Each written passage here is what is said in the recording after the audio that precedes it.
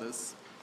Today, as we are witnessing the commissioning ceremony of the GDFS Shahoud, today we are indeed blessed. God bless our country.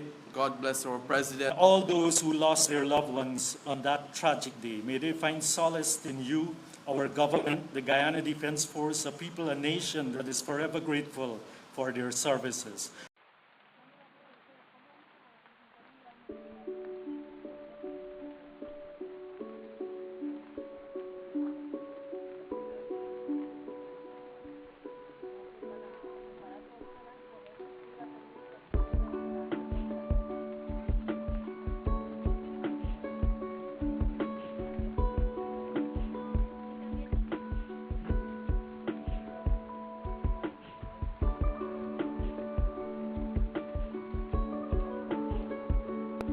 Dear Prime Minister,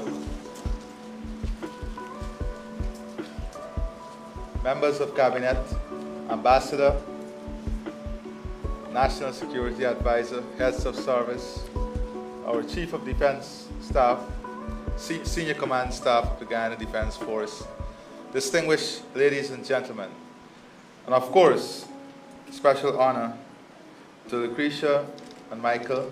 We're very pleased to have you here this morning. Let me say from the onset that today's activity is a celebration of not only the acquisition of an important piece of asset, but it's a celebration, as the Ambassador said, of an extraordinary relationship, bilateral relationship, that seek not only to integrate our assets and expand our range of assets here, but also to ensure that our human resource capacity and capability are equally trained and brought up to speed with the type of assets that we're acquiring. And the modernization process is not just a process of physical acquisition, but more importantly, it's an acquisition, physical acquisition, it's an acquisition of the necessary human resource skills and capabilities. And importantly, it is also the transformation of institutional arrangement and systems to support the type of infrastructure that we're building. Many times, it goes unnoticed, the type of work that we do in ensuring that our institutional framework and capacity is also changing to meet the dynamic environment in which we are operating in. This asset is not only about the Guyana Defense Force. We know for a fact that we are losing maybe billions of dollars in our exclusive economic zone with illegal fishing and other activity. And we have committed to a coordinated and interagency approach to the defense and safeguard of our maritime space, territorial integrity, but also in our commitment in fighting transnational crime across the region. These assets are a critical part of supporting the various agencies in achieving this. I want to also thank the Defense Board, our former Chief of Staff, Brigadier, now Ambassador Bess, retired Brigadier Ambassador Bess, and all those who played a key and critical role. Our friends at the U.S. Embassy also who supported us throughout the process. Today is a day that we can reflect on the challenges, as my friend from Metal Shark would have said, many challenges, but in all of the challenges, we found greater capacity to overcome and to build capacity. In the challenge itself, we were able to build tremendous capacity and capability. And one of the greatest takeaways was that in all of the challenge, we had our local crew on board to learn and to be part of those challenges, and I think that was remarkable. So I'm indeed grateful today to be at this commissioning ceremony of MV Shahoud. The acquisition of this vessel is of great significance, not only to the Coast Guard's fleet, but more so to the enhancement of our maritime capabilities, especially in protecting our territorial integrity, sovereignty, and the vast and valuable resources within our marine waters. Now let me say this, that Guyana is geographically positioned in a very strategic area. And because of our geographic position, we also carry greater burden and responsibility from a regional perspective. And sometimes this case or this fact is not understood or is not given enough emphasis. That is why our strategic partnership with the US and other allies in the Western Hemisphere is critical, because as a region, we have a collective responsibility for regional security. And in that collective responsibility, we have to understand our geographic position and the type of responsibility that falls upon us because of our geographic location. And it is a fact that our geographic location gives us a greater weight. I don't want to say burden, I would want to say responsibility. Give us a greater weight and responsibility. And that is why for years we did not have the capacity and capability from a financial perspective to get the type of assets that was necessary to fulfill this mandate. Today, we're investing aggressively on the type of asset that is increasingly helping us to fulfill this mandate, and we are seeing tremendous results. We have seen over the last 3 years tremendous results, and those results are not only because of our efforts, but it's because of the strong partnership and collaboration that we are having with our partners. Guyana has always championed diplomacy as its first line of defense of its sovereignty and territorial integrity. We subscribe to the rule of international law, and we repose our faith in the process inherent in respect of this law. We have cultivated productive defense cooperation and relations with other states.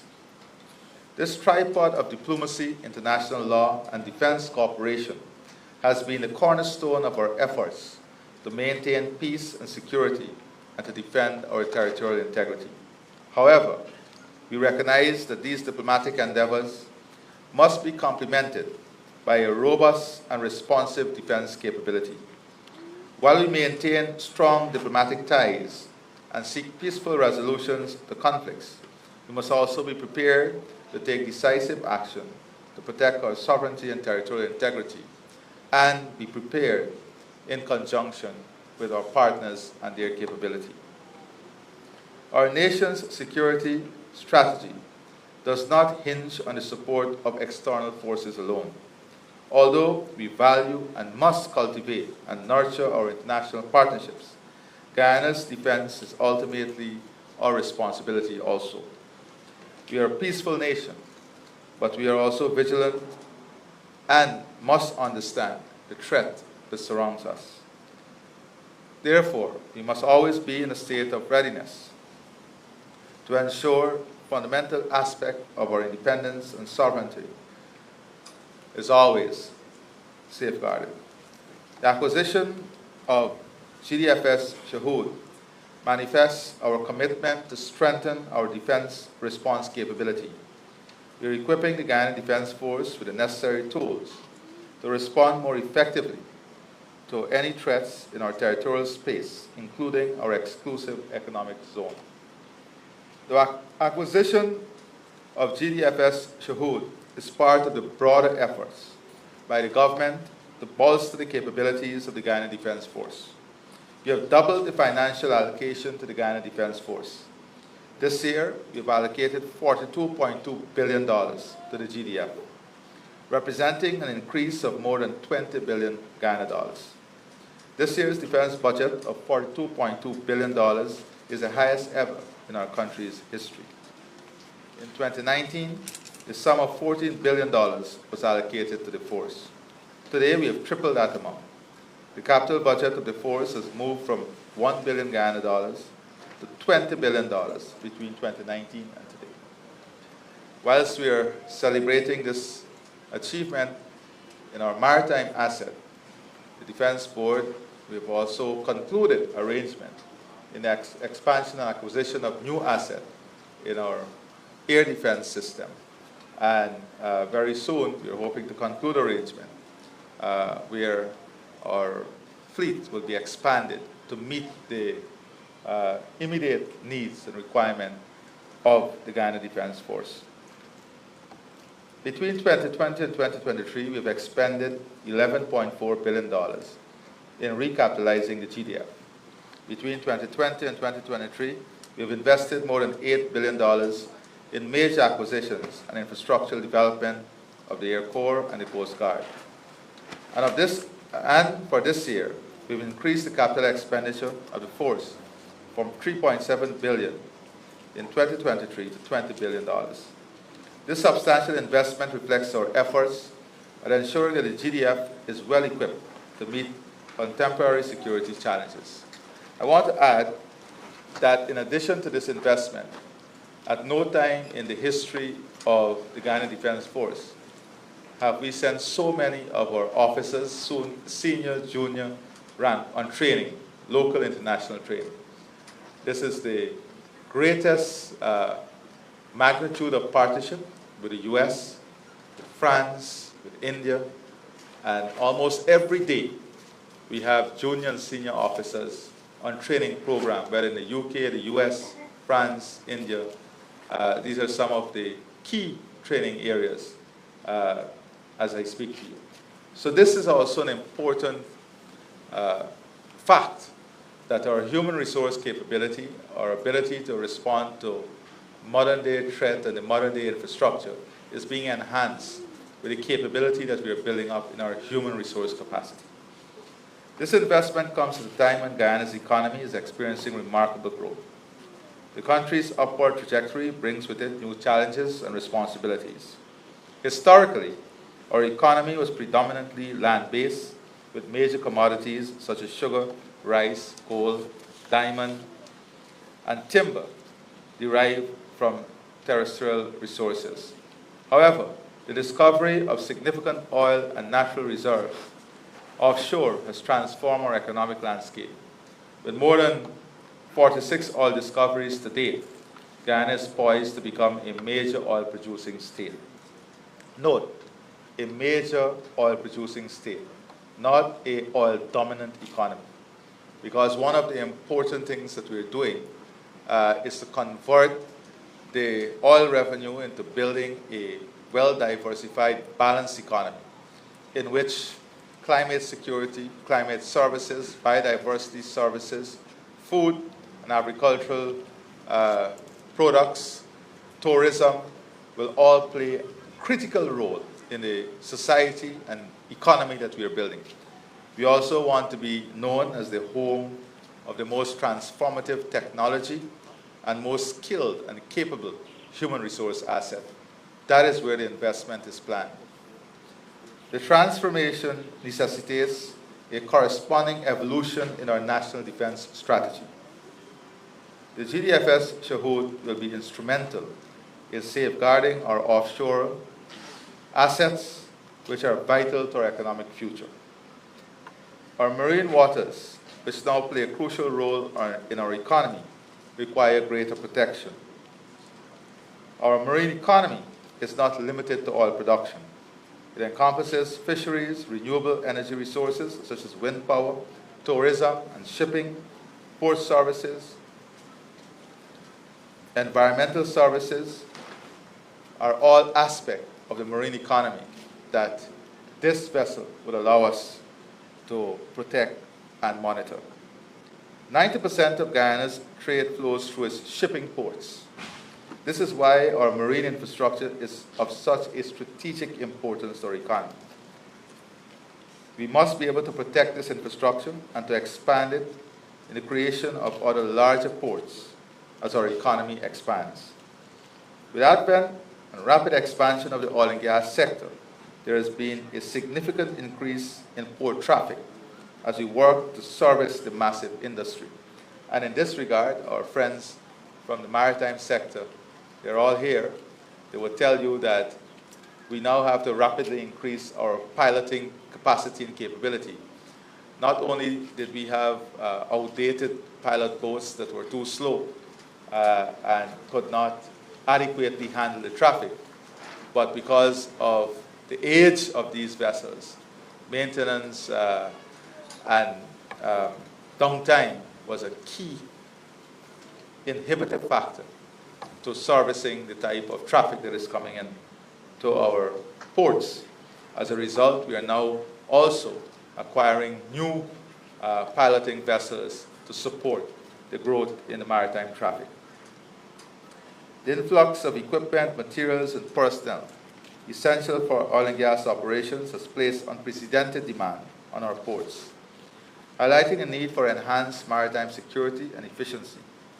The surge in activity makes the role of the GDFS Shahoud and similar investments even more vital as we strive to ensure the safe and smooth operation of our trade routes and the protection of our economic lifelines.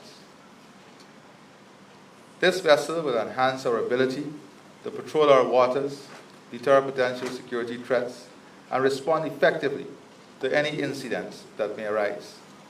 Whether the threats are interstate in nature or involve transnational criminal activities such as narco and human trafficking, piracy, or illegal fishing, our vigilance and preparedness are critical. Transnational syndicates operating at sea are becoming increasingly sophisticated.